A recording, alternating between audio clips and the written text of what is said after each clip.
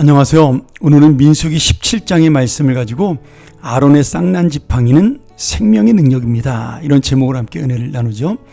민수기 17장은 아론의 지팡이에서 싹이 나는 모습을 통해 아론이 하나님께서 임명하신 진정한 대제사장이라는 사실을 보여주는 그러한 내용을 담고 있습니다.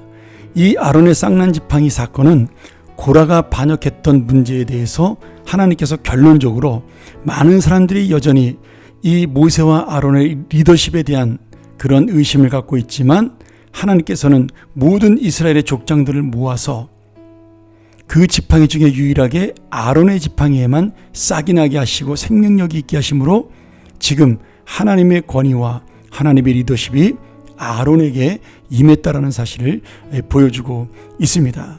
이것을 통해 이스라엘 백성에게 리더십의 질서와 권위를 보여줬고, 이것을 본 이스라엘 백성들은 두려움 속에서 우리는 다 죽게 되었다, 다 망했다라고 통곡하며 하나님 앞에 죄를 회개하죠.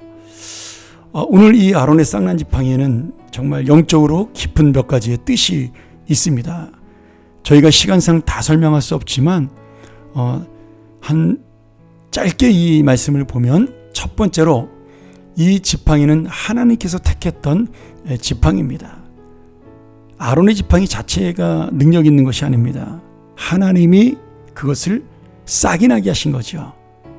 아론의 지팡이도 죽은 나무였고 그냥 마른 막대기에 불과했습니다. 오늘 그런데 하나님께서 택하심으로 그 지팡이에 생명력이 생긴 거죠. 여러분, 레위 지파는 우리가 알지만 죄를 지은 지파였어요. 야곱의 그 딸 디나의 강간 사건을 통해 할례를 이용해서 그 세겜 족속을 죽였던 그 레위가 하나님께 범죄함으로 장자의 직분을 뺏기고 하나님 앞에 범죄한 그런 지파였죠. 그럼에도 불구하고 하나님은 지금 레위 지파를 세워서 제사장의 지파로 삼았습니다. 정말 마른 막대와 같은 그런 레위 지파가 하나님의 은혜로 싹이 난 생명력 있는 하나님의 지파가 된 것입니다.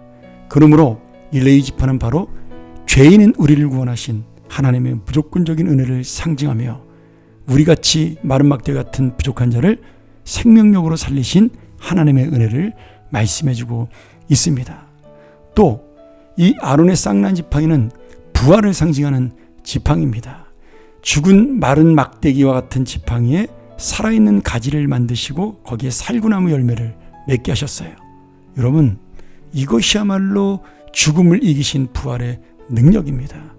죽은 자를 살리시는 능력이죠. 죽은 지팡이에서 싹이 나고 열매를 맺게 하시는 오직 주님의 은혜만이 가능하다는 사실이고요.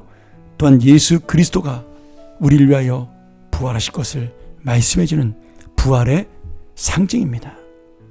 오늘 내 인생이 마른 나무와 같다 할지라도, 죽은 심령과 같다 할지라도 하나님께서는 오늘도 우리의 인생의 마지막 세 번째로 아론의 지팡이는 하나님의 그 권능과 사랑의 표시입니다.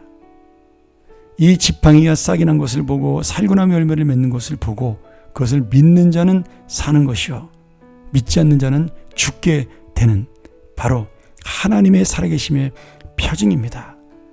오늘 이 마른 막대 같은 지팡이에 생명을 주신 하나님이 바로 우리의 하나님이시고 그 하나님을 믿는 자야말로 이 생명을 가지고 살아가는 자이겠죠. 오늘 다시 한번 이 17장의 아론의 쌍난 지팡이가 나의 인생의 지팡이가 되고 내가 바로 그런 열매 맺는 지팡이가 되어 다시 한번 주님의 생명으로 살아가는 귀한 인생이 되기를, 그렇게 부활의 능력을 맛보고 살아가는 생명의 삶이 되기를 주의 이름으로 간절히 축원합니다. 함께 기도하겠습니다. 하나님 아버지, 오늘 마른 막대와 같은 나의 인생, 죽을 수밖에 없었던 내 영혼을 살리신 주의 은혜를 찬양하며 오늘 그 주님의 은혜와 능력을 믿사오니 나에게도 주님의 생명이, 주님의 열매가, 주님의 사명이 아론처럼, 아론의 지팡이처럼 대제사장으로 주님 앞에 쓰임받는 자로 살게 하여 주옵소서. 여전히 나는 죽을 수밖에 없는 죄인이요 마른 막대 같은 인생이나 하나님의 손에 들려온 지팡이로 생명 있는 능력을 발휘하는 삶이 되게 하여 주옵소서. 믿고 예수님의 이름으로 기도합나이다. 아멘.